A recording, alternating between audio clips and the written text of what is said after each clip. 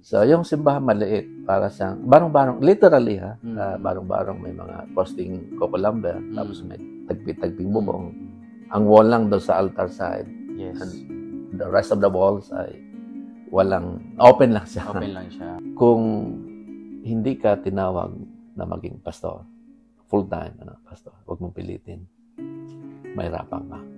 Huwag mong piliting maging pastor. It's because your father is a pastor. Don't do it. Because kahit hindi ka full-time pastor, you can serve the Lord.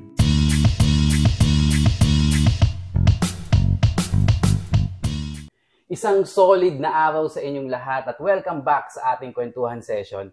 At ang YouTube na to, ang channel na to ay ginawa ko para pag-usapan natin yung mga buhay, lifestyle, hobby ng mga tao, specifically dito sa Canada. At katulad nung lagi kong mga guests, nag-share tayo ng mga different thoughts, different experiences na pwedeng kapulutan ng aral ng mga audience natin. At ganoon din, kagaya sa akin.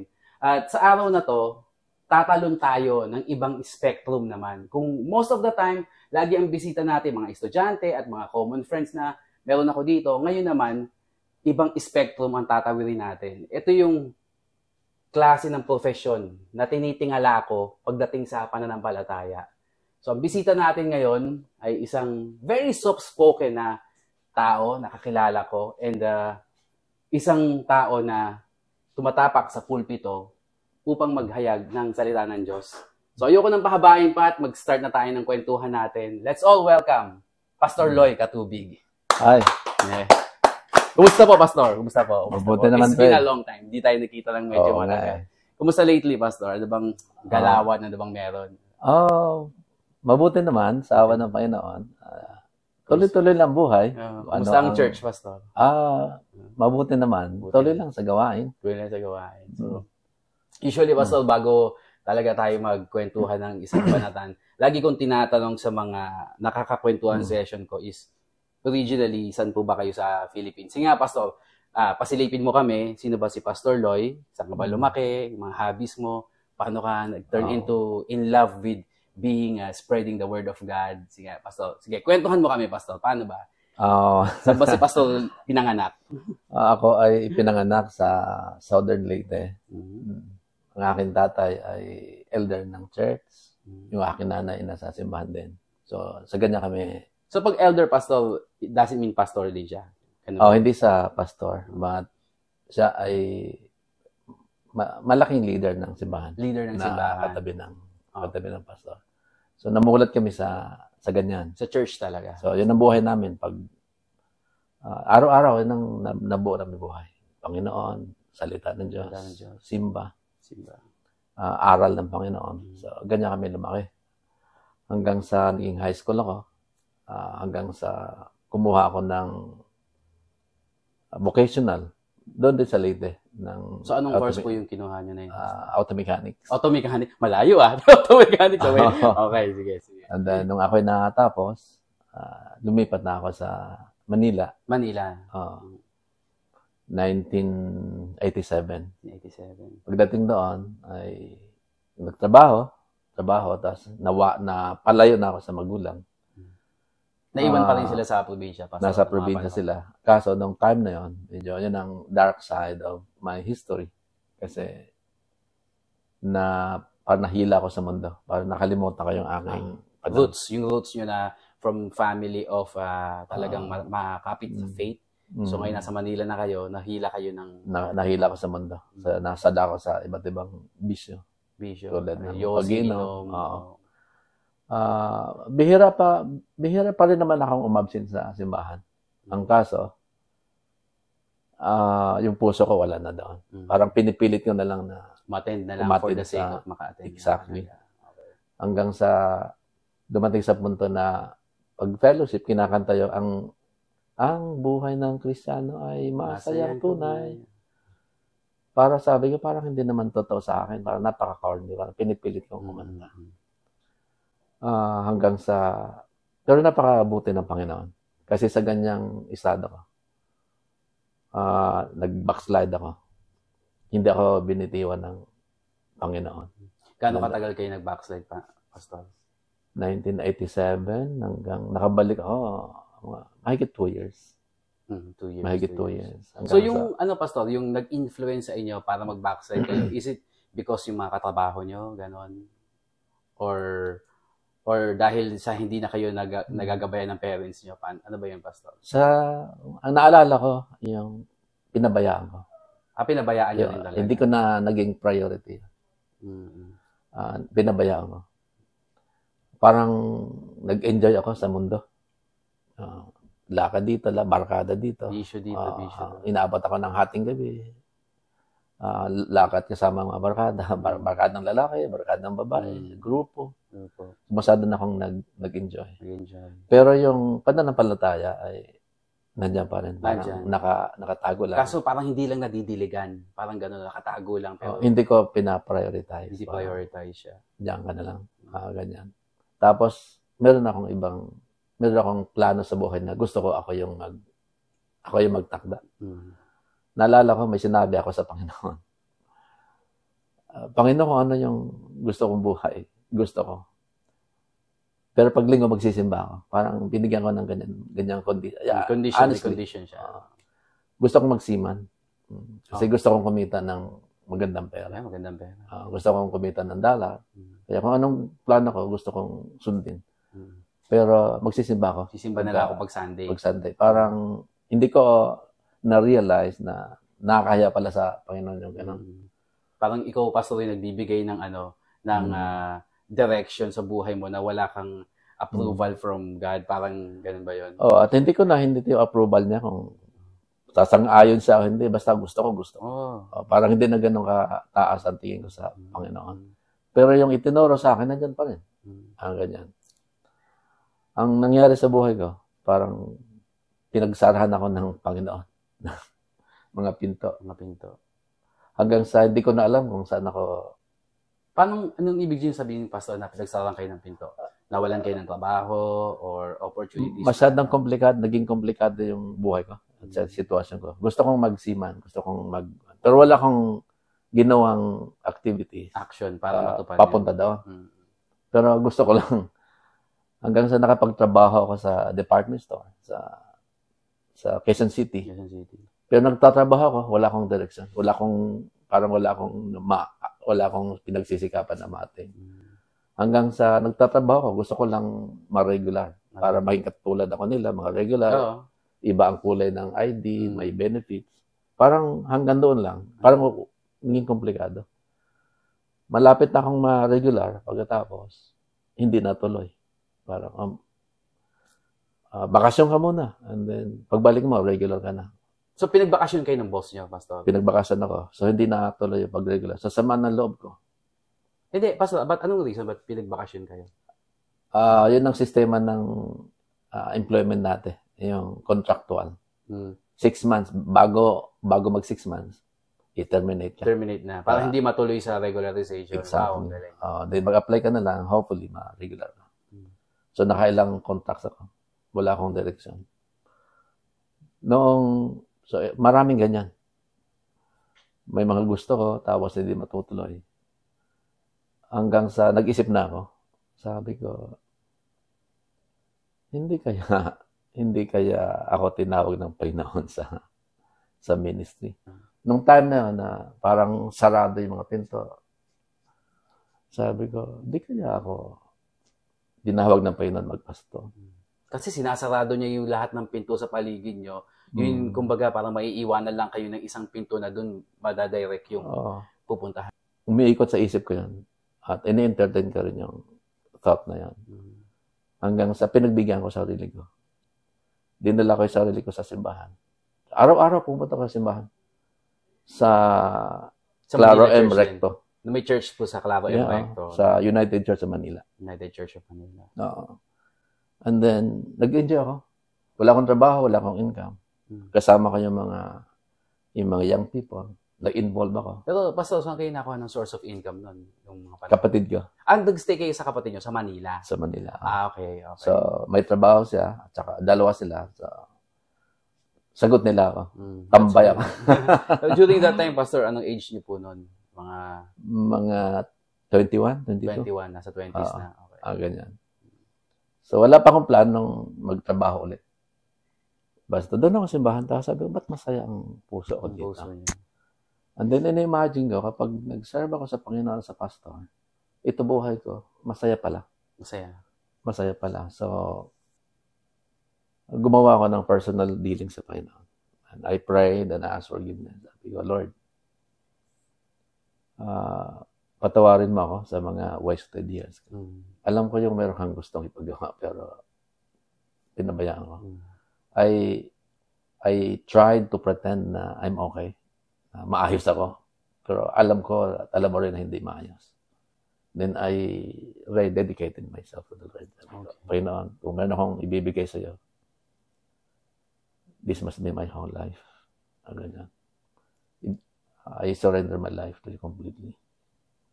At ngayon ko nagagawin ito. So nagsisimba ko na.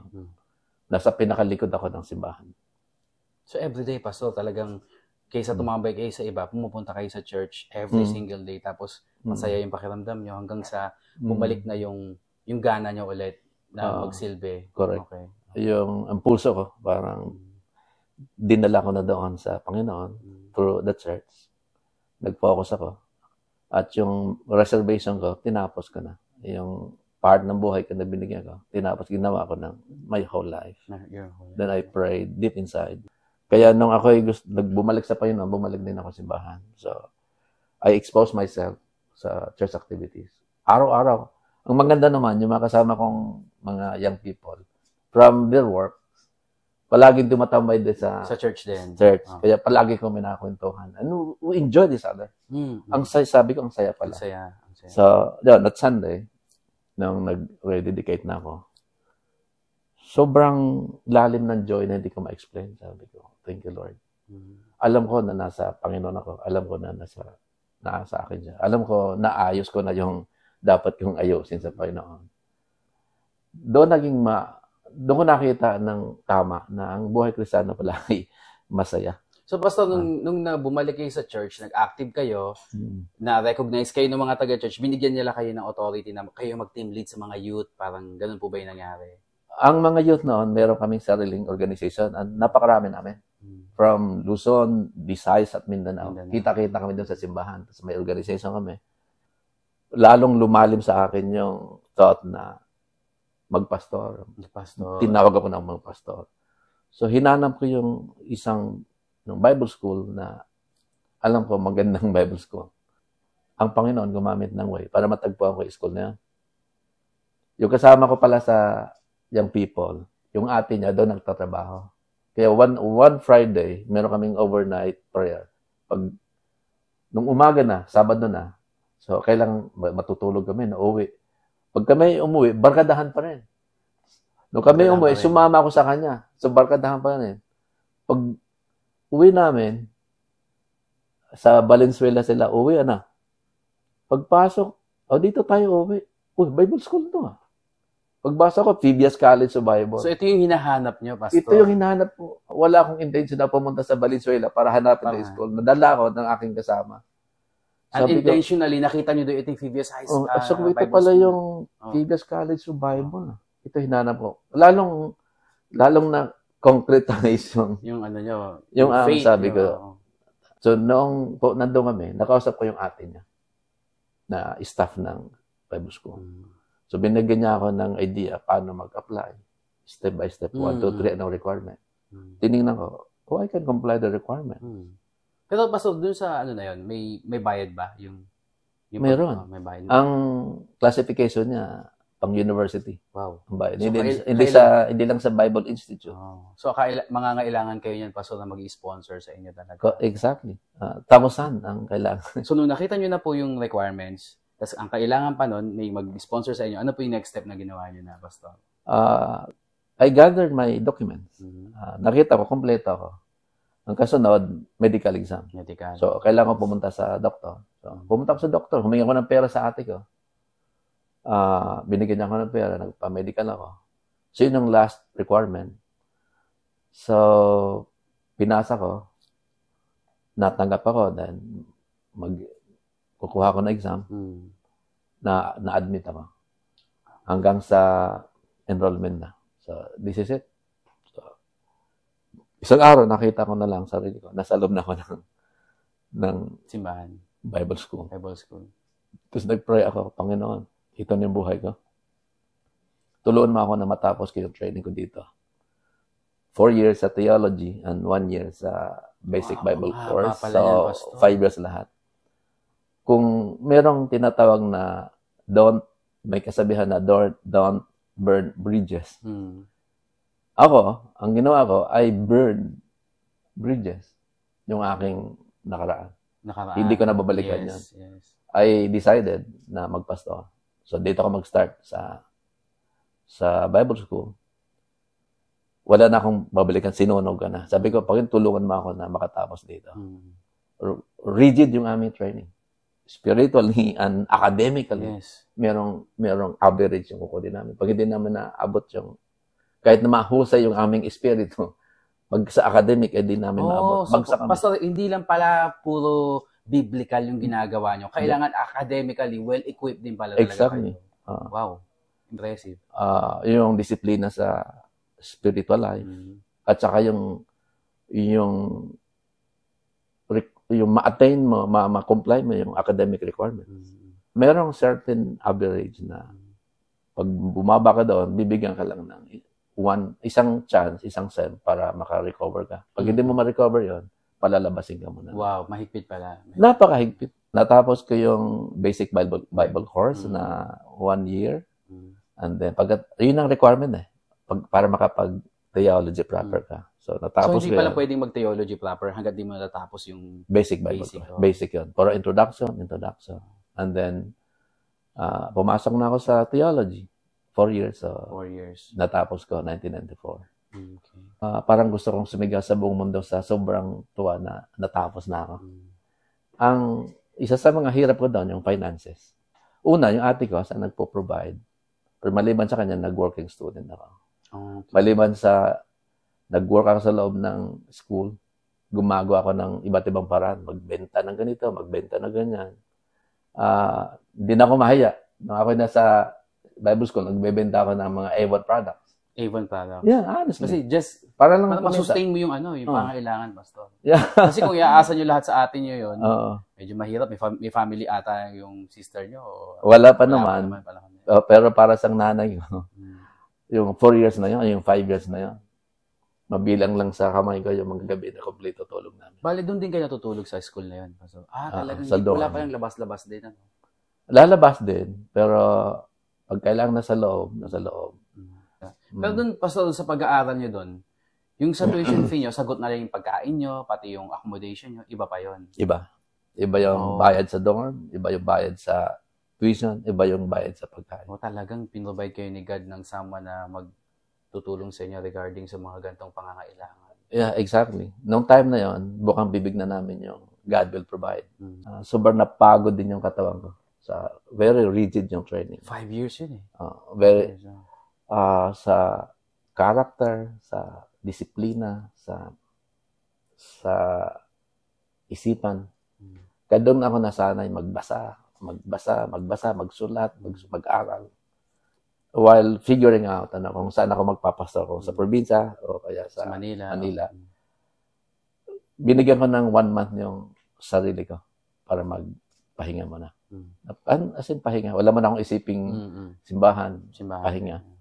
So, na ako yung nagpapahinga sa probinsya. Mayroong isang simbahan sa Quezon City na they invited me to come back to Manila para magpastor. Okay. Nung ako yung nasa probinsya, wala naman akong nakita na, wala rin ng simbahan na wala akong opportunity na may simbahan na nakausap na, uy, baka gusto mo magpastor dito. Naghanap ako ng mga indicators ng movement ng Panginoon. So, Pastor, nag-stay kayo sa probinsya, then naghintay kayo for a month hanggang sa may nag-contact sa inyo from Manila para magpastor doon. So, ano na pong nangyari? Within naman, yun ang nakita kong indicator na sa Manila yata. So, nagpadala sila ng mensahe na baka gusto mong magpastor sa amin.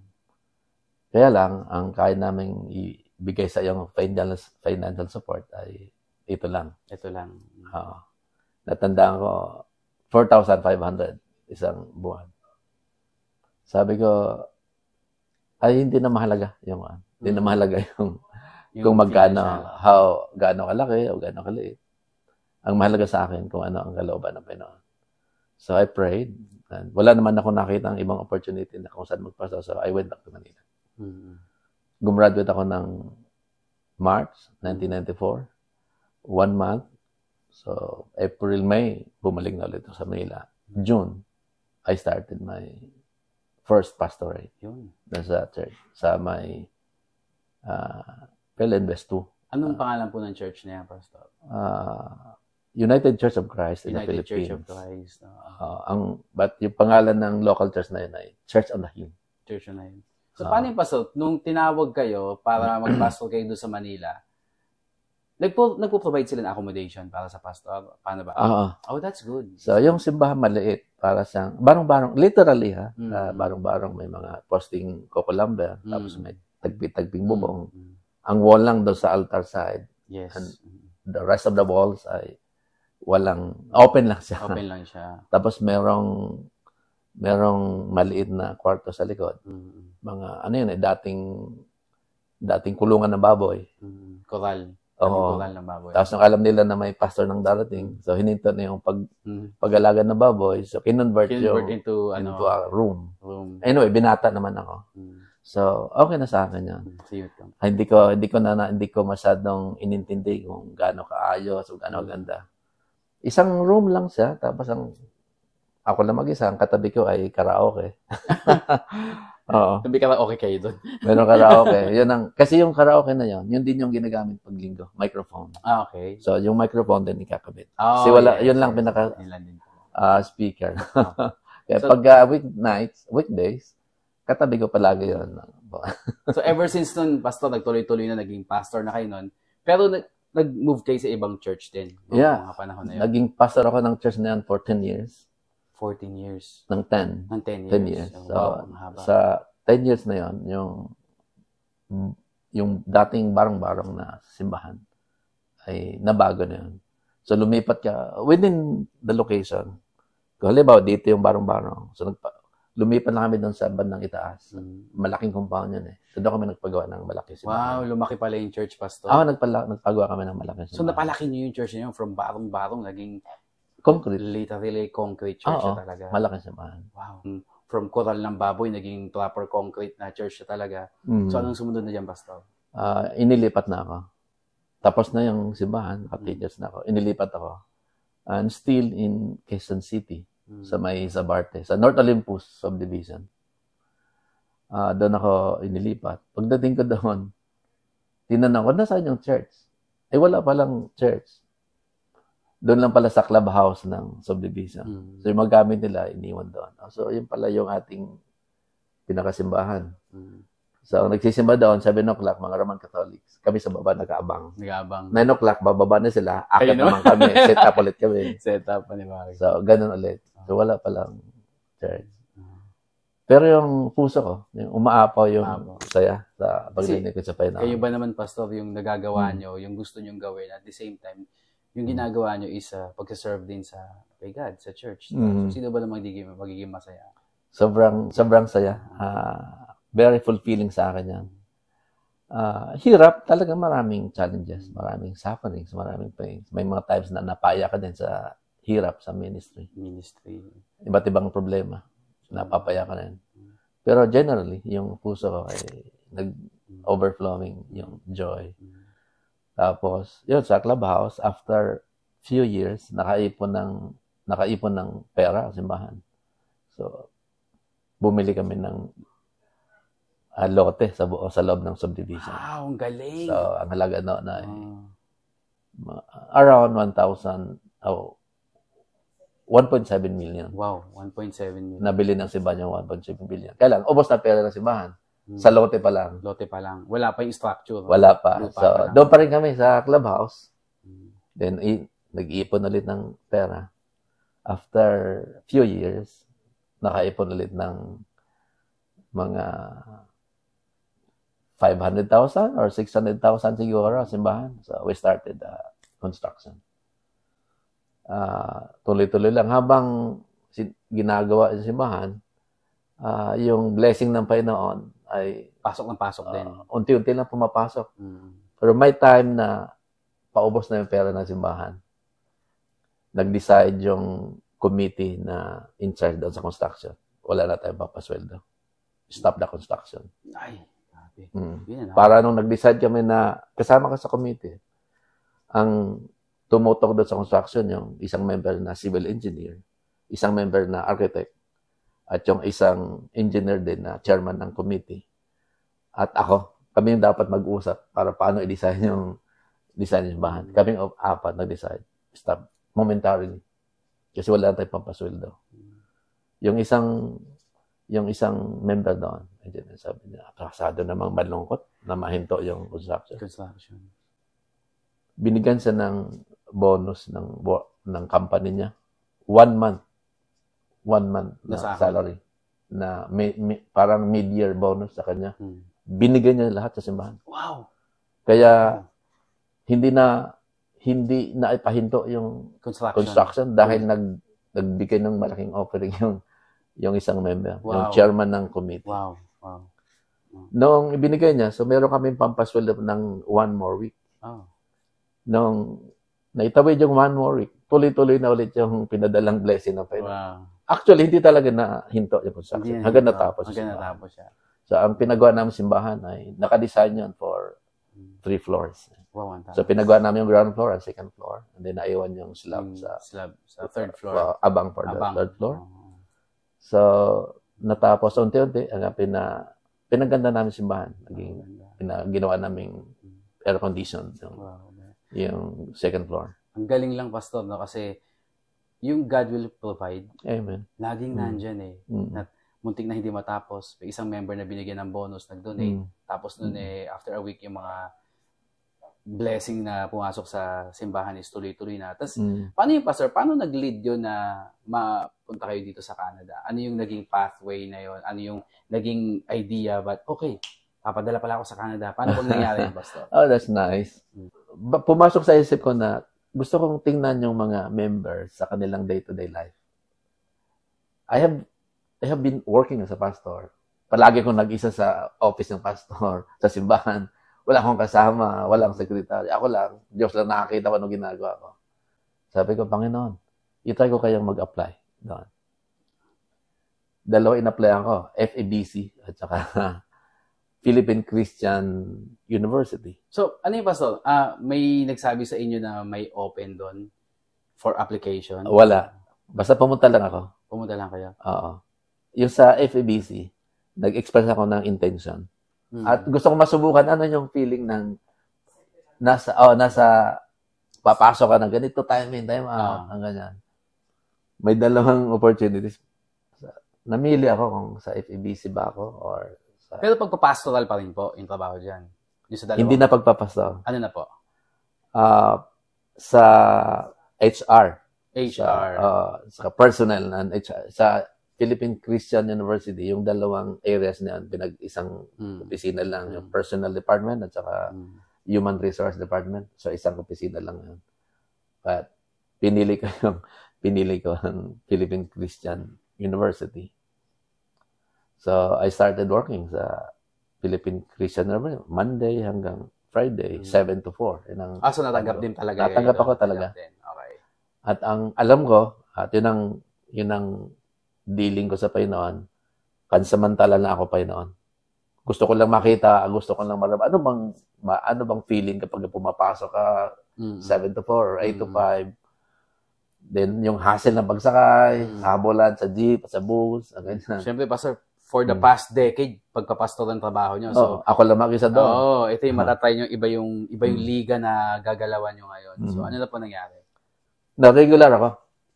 So, nasa akin na, binibigyan ako ng lahat ng benefits. Sabi ko, na-regular na ako. Panginoon, tulungan mo ako. Hindi ko na tuloy alam kung kailan ako alis dito. But, Panginoon, hindi ko kinakalimutan na hindi ako para dito.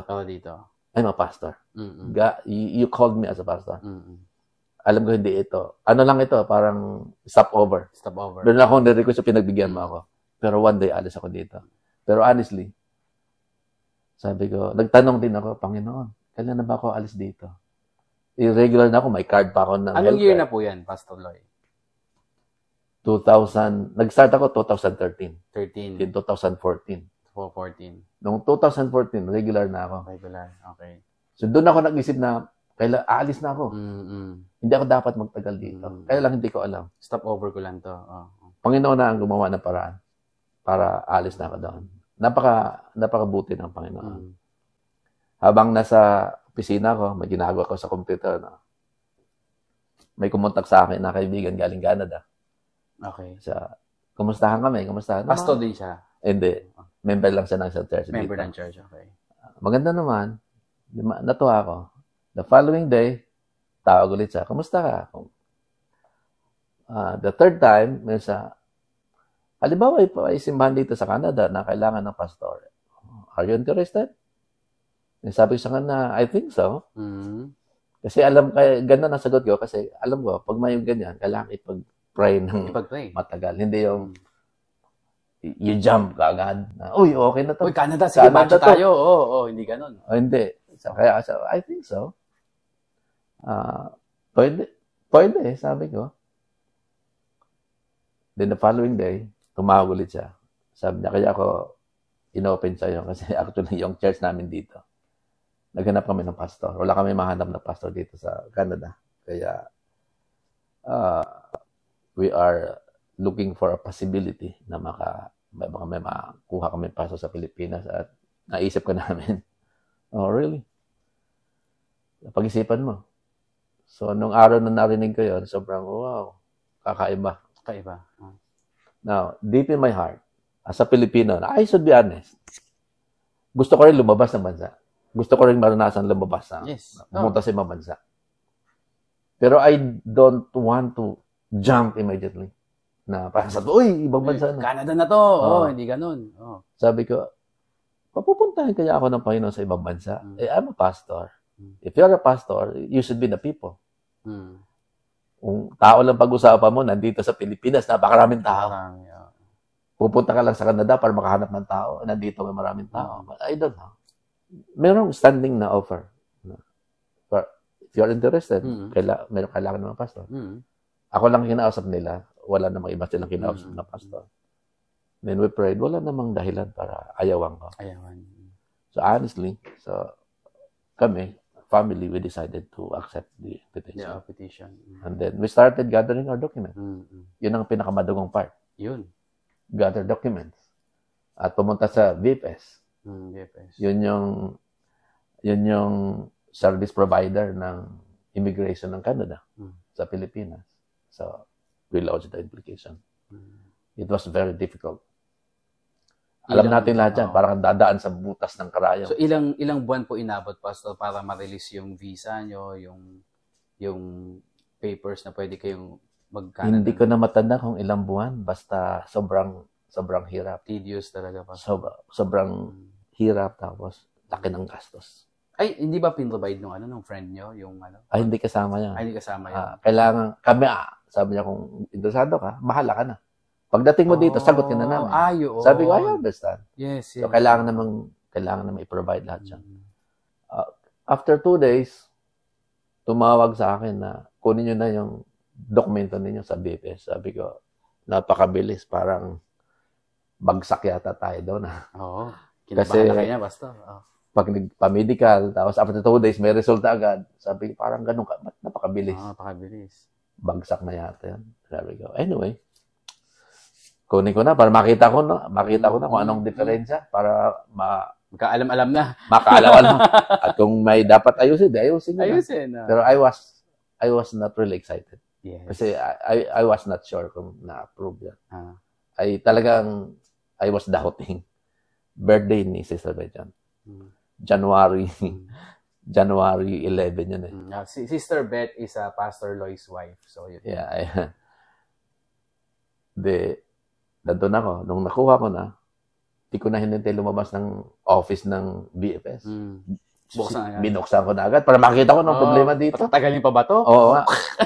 Ayoko I don't want to prolong the agony. Yes. Parang anong problema hindi dito? Hindi na, mag-aalam-alam na. Pagbukas ng uy, visa pala ito. Ayun pala yun. Visa pala ito. Tinawagan ko agad si Sister Beth. Sabi ko, nandito ako sa BPS. Ay, siya malungkot din. Alam niyang medyo, okay. Bakit ka tumawag? Ang tagal ko nakapagsalita kasi parang akong naiyak eh.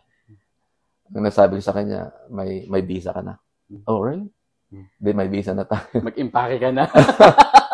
So, that January 11, 2017. January 11, 2017.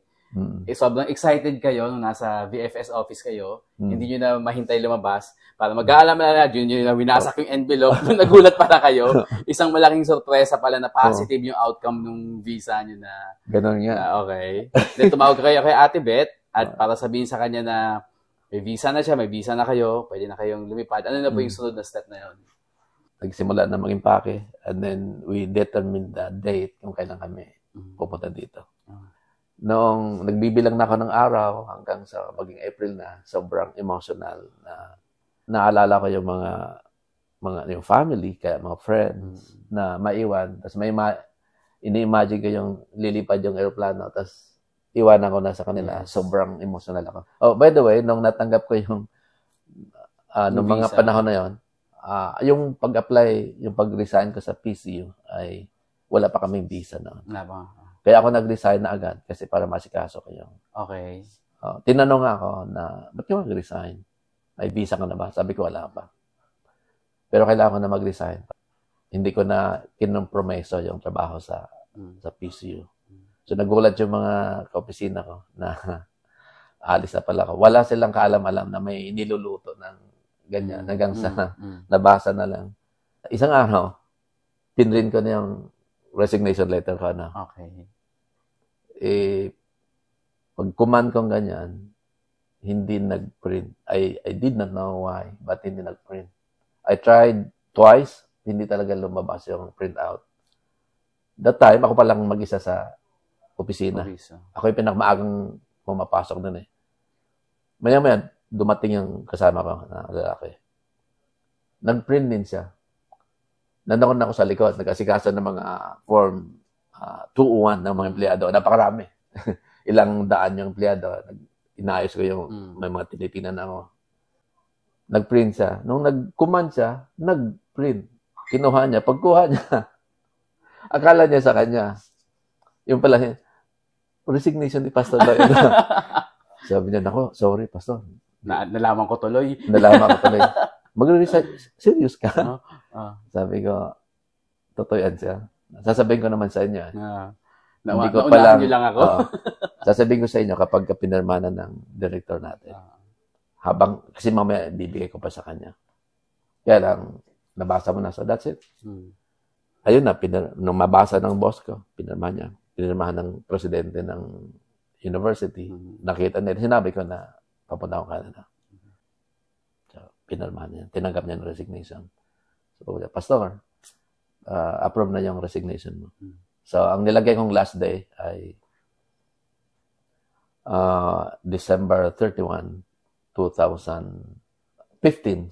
Kasi yung January 1 na 2016, hindi na ako babalik. Okay. Pag nagbalikan na galing sa Christmas break yung mga empleyado, hindi na ako babalik. Okay. So, December 31, 2015.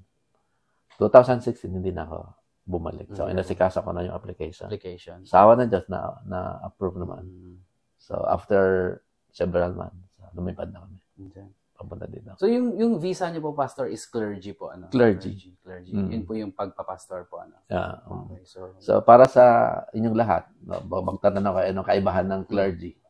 Clergy visa, ay exempted siya sa LMIA certificate. Wow. So, yung company or church or employer na kukuha sa akin, hindi na sila i-require ng immigration na magbayad, mag-apply ng LMIA certificate. Okay. Malaking gastos yun eh. Saka malaking requirements na hassle yun sa company. Yes. So, hindi na yung kailangan. So, exempted kami. Exempted kayo doon, okay. So yun po yung naging entry nyo sa Canada. Yun ang dala-dala namin pagdating dito. So, pagdating ng immigration, okay. So, clergy. Tapos, Pastor, kwento nyo po, ano yung unang naging experience nyo na? So, nag-Canada na kayo. ano yung mga bagong nakita niya sa Canada compare sa atin? Ano ba? Mas lively ba yung mga tao sa atin o mas lively ba yung mga tao dito pagdating sa church? Paano ba? Malungkot na masaya. Malungkot kasi napapalayo ka. Pero masaya kasi talagang it's a brand new experience. Brand new experience. First time ko makarating ng Ibang bansa. ibang bansa dito sa Canada. Ibang-iba yung environment, yung linis, yung sistema. Parang I started from 0, then 1 to puro ganyan ako. Uy, ang ganda, ang ganda.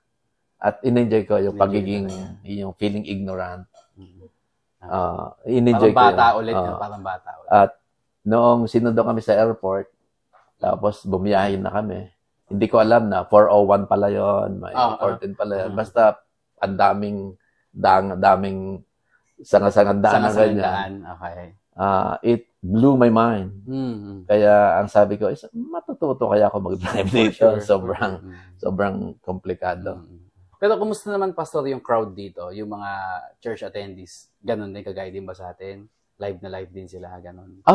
Ang malaking adjustment ay, siyempre, ay Canada ito. Kahit mga Pilipino yung ating congregation, ang communication natin ay English. Ay 90 to 100% English. Kahit na mga Pilipino. So, meaning, Pastor, pag nagpa-preach pa kayo dito every Sunday, kahit na most of the people who's attending the church are Filipino, ang channel nyo po is English channel. English. Kasi may mga asa-asawang rin yun na taga-Canada. Yung iba may asawa na ibang lahi. Ibang lahi. At ang iba ay yung mga anak nila dito na isinilang sa Canada. Dito na lumaki. Baka hindi nila maintindihan. Ang iba hirap makaintindi ng Tagalog. Iba na kahit hindi nakaintindi pero hindi nakapagsalita. So, Pastor, may tanong lang ako. So, paano yung nyo po, thought process nyo po pag magagawa po kayo ng preaching? Halimbawa, ano yung preparation nyo bago this coming Sunday? Paano ba yung ginagawa nyo? Nagkukulong ba kayo sa kwarto? Mag-isa lang ba kayo? O nasa nature ba kayo? Doon kayo nagsusulat ng ipipreach nyo? Paano bang style nyo po? Most of the time, nasa loob ng kwarto. Okay. Kailangan mag-aral, kailangan magbasa, ganyan. Yung movement ko ay limitado kasi di ko pa kabisado yung lugar ng yung community saan dito. Di pa ako marunong sumakay ng bus, paano. Makakalabas lang kami kapag pinag-drive kami ng members. So, kaya madalas kaming nasa loob. Ganun lang. Doon kayo nagsusulat, nag-iisip ihahain nyo this coming Sunday. Exactly. Nagbabasa, nag-aaral, nagsusulat, nag-aaral. Napansin ko, may kaibahan ng kaunti yung mga words na ginagamit sa, kahit na parehong English, yung salita sa Pilipinas dito, yung day-to-day communication, nakita ko medyo iba din. For example, nasa Pilipinas tayo, we always use the word children. Children. Pagdating dito, iba. Kids. Oh, okay. So I tried to adjust. Kasi may experience ako na napaka-formal yung English ko. Hindi ako naintindihan ng anak ng miyembro. Minsan sinabi ko, kasi lumipat sila ng bahay, so dapat lilipat sa school. Ang sabi ko sa kanya, hi, how are you? I'm good. Have you transferred to school? What? So, hindi niya naintindihan yung salitang transferred. Ang mas naintindihan niya, yung salitang moved. Oh. Have you moved? Oh, yeah. We moved already. Iba pala. Iba yung so, nila. That's, something na adjust. So, I tried to adjust the communication. Matuto din ako ng ganyan. So, Pastor, meron ba kayong mga ibang pastor na tinitingala nyo pagdating sa pag-preach o yung some pattern na parang, magaling tong pastor na to. Pwede kong matutunan yung niya. Oh, that's a good question. May mga hinahangan akong mga preachers, lalo na ang sa akin yung preacher na malalim yung kanyang theology. Isa sa mga hinahangan kong pastor ay si Pastor Chuck Swindoll, actually. Nung ako nasa Bible school pa, I tried to copy yung style niya. Then, merong isang pastor, then kinuwento ko sa kanya na gustong-gusto ko siya. Meron siyang sinabi sa akin na hindi ko makalimutan hanggang ngayon. Sabi niya, magaling siya. Pero, you should establish your own style. Yes, yun. That was many years back. Hindi ko natandaan yun. So, kung ano yung, kilala ko yung aking personality. Sa preaching, isa ang sinisigurado ko. Tama yung exegesis ko. Yung exegesis means right understanding of the Bible.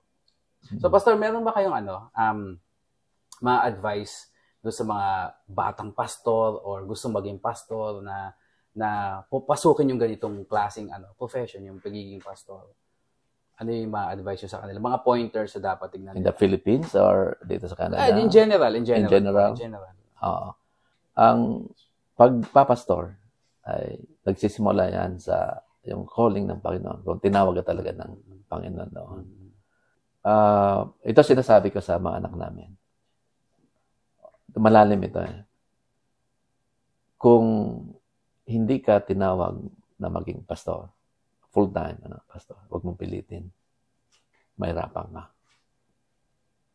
Pero kung sa personal dealing mo sa Panginoon, naintindihan mo na tinawag ka ng Panginoon para magpastor, huwag mong tanggihan. Kung saan ka tatawagin ng Panginoon, doon ka niya pagpapalain. Doon sa doon mo rin maranasan yung mighty works ng Panginoon sa buhay mo. Huwag mong piliting maging pastor. It's because your father is a pastor. Don't do it. Pero ayun nga, pag tinawag ka magpastor, huwag mong tanggihan. Now, sa mga anak namin na sa iba, kapag meron silang thought na meron siyang bagay na iniisip nila, magpapastor kaya ako. That's good. Ipag-pray ng malalim. Okay. Makipag-deal sa Panginoon. Panginoon, plano mo ba sa akin mag-pastor, mag-full-time? Pag yun ang naintindihan mo, go for it. At doon mo rin mararanasan yung the highest fulfillment of your life. Wow. Doon na magiging fulfilling ang buhay mo. Pag tinanggihan mo yun, ay doon din maging komplikado buhay. Ayun din. Pero kung sa tingin mo, hindi ka naman tinawag maging full-time pastor, huwag mong pilitin. Yes. Because kahit hindi ka full-time pastor, you can serve the Lord. Yes. Hanggang saan mo gusto. Grabe. If you are an engineer, sabi ko nga, you can be the best Christian engineer. Again, you can serve the Lord as an engineer. Kung ano man ang profession mo, at kung hindi ka tinawag ng pastor, you stick to your profession, then serve the Lord. Grabe. Galing, Pastor. Then serve the Lord. Sobrang, alam mo yung tumatayo balahibo ko nung sinasabi mo yan. Kahit wala akong balahibo, pero parang may tumatayo. Pero, grabe, sobrang galing.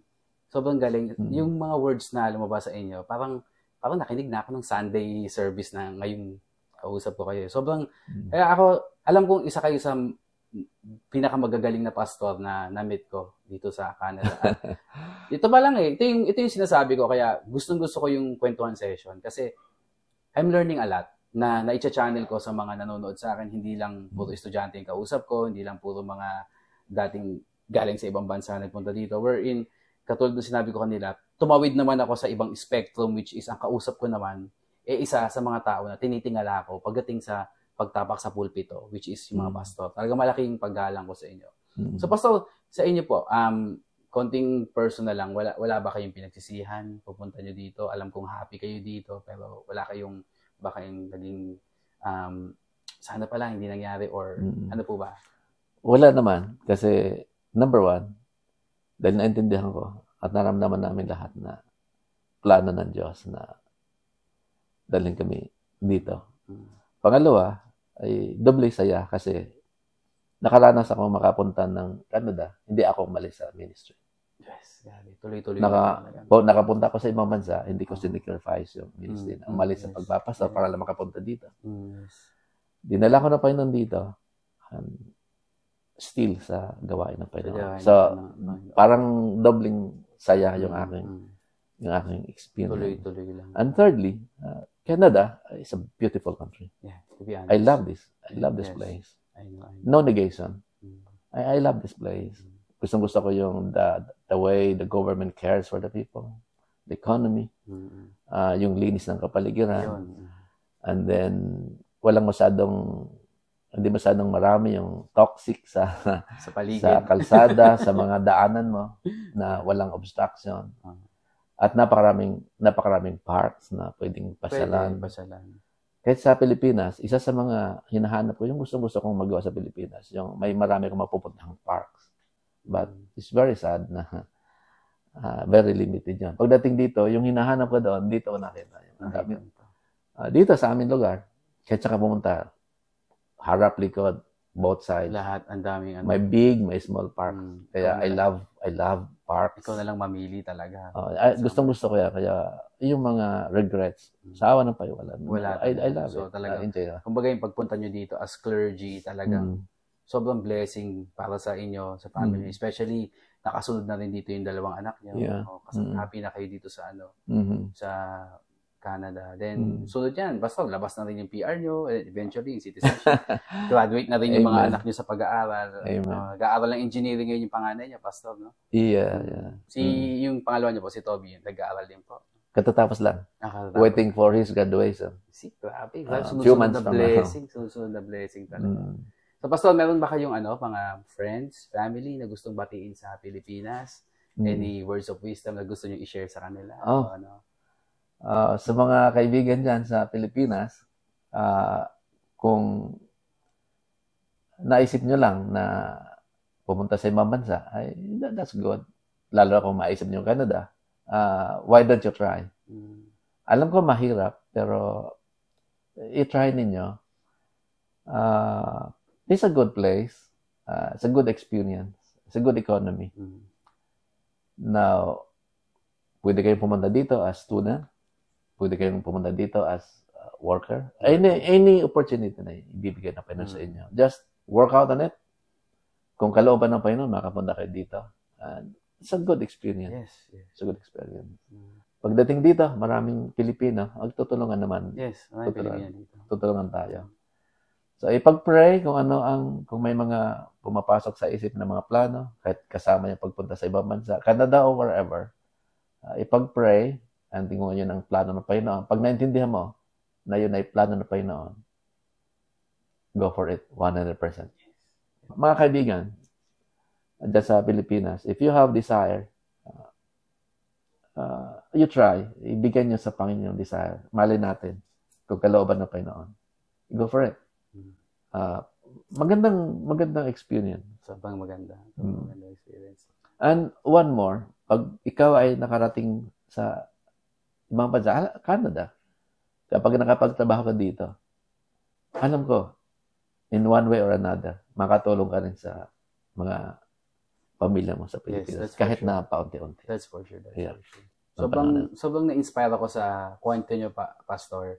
Kasi yung iba, respeto, mga teacher, mga ganang position, pupunta dito mag-work as PSW, give up nila yung career nila just for the sake na makapunta sa ibang bansa, specifically dito sa Canada. Pero sa inyo, nagtuloy-tuloy talaga.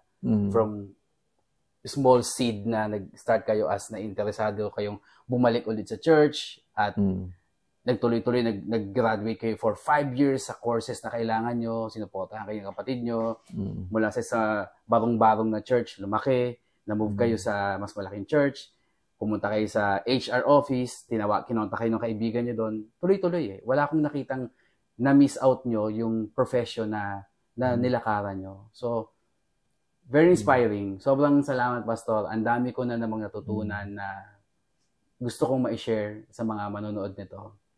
Mga bagay na hindi ko maririnig din sa iba, kundi sa inyo lang bilang isang Pastor Loy Katubig. So, sobrang maraming salamat at tinanggap nyo kami dito sa bahay nyo at ginawa natin tong kwentuhan session na to. Huwag nyo kalimutang mag-subscribe at mag-like at mag-comment din. Kung meron kayong gustong malaman about sa clergy or about sa buhay ng isang pastor dito sa Canada, just for you to know yung comparison between kung ano meron, ilagay nyo sa comment section at tatanong ko kay Pastor Loy at i-comment ko rin back pabalik sa inyo. So, yun. Maraming salamat sa panonood nyo. And as always, thank you so much. God bless and adios. God bless you.